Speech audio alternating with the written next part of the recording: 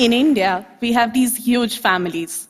I bet a lot of y'all must have heard about it, which means that there are a lot of family events. So as a child, my parents used to drag me to these family events. But the one thing that I always looked forward to was playing around with my cousins. And there was always this one uncle who used to be there, always ready, jumping around with us, having games for us, making us kids have the time of our lives. This man was extremely successful. He was confident and powerful. But then I saw this hale and hearty person deteriorate in health. He was diagnosed with Parkinson's. Parkinson's is a disease that causes degeneration of the nervous system, which means that this person who used to be independent suddenly finds tasks like drinking coffee because of tremors much more difficult. My uncle started using a walker to walk, and to take a turn, he literally had to take one step at a time like this, and it took forever. So this person, who used to be the center of attention in every family gathering, was suddenly hiding behind people. He was hiding from the pitiful look in people's eyes. And he's not the only one in the world. Every year, 60,000 people are newly diagnosed with Parkinson's. And this number is only rising. As designers, we dream that our designs solve these multifaceted problems, one solution that solves it all. But it need not always be like that. You can also target simple problems and create small solutions for them and eventually make a big impact.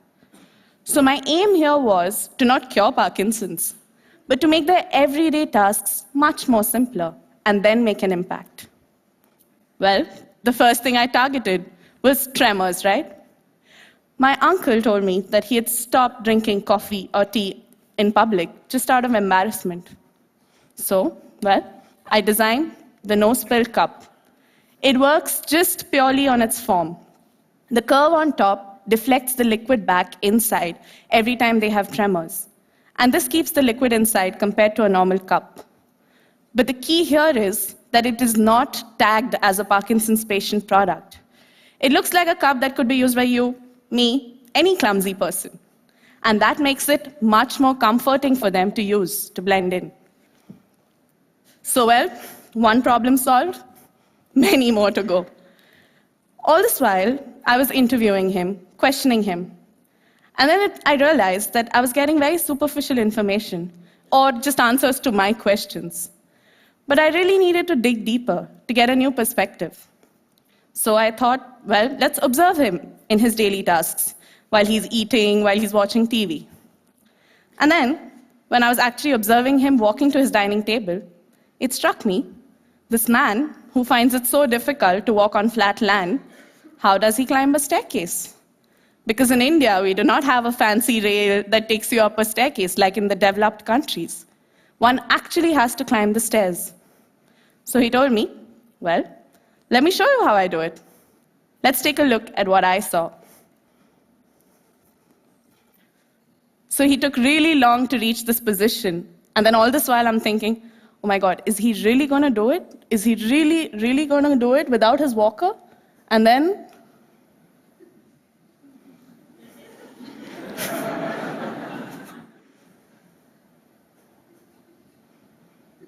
and the turns, he took them so easily. So shocked? Well, I was too. So this person who could not walk on flat land was suddenly a pro at climbing stairs.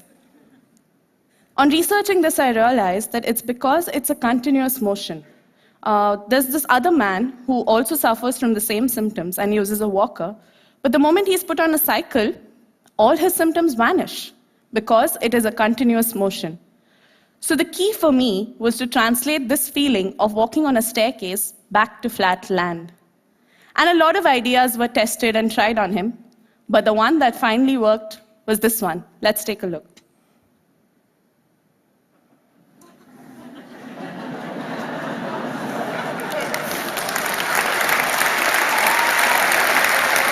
He walked faster, right?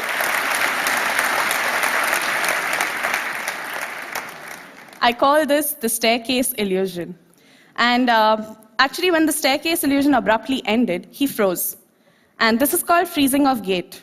So it happens a lot. So why not have a staircase illusion flowing through all their rooms, making them feel much more confident? You know, technology is not always it. What we need are human-centered solutions.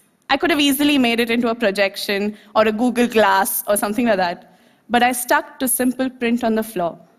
This print could be taken into hospitals to make them feel much more welcome.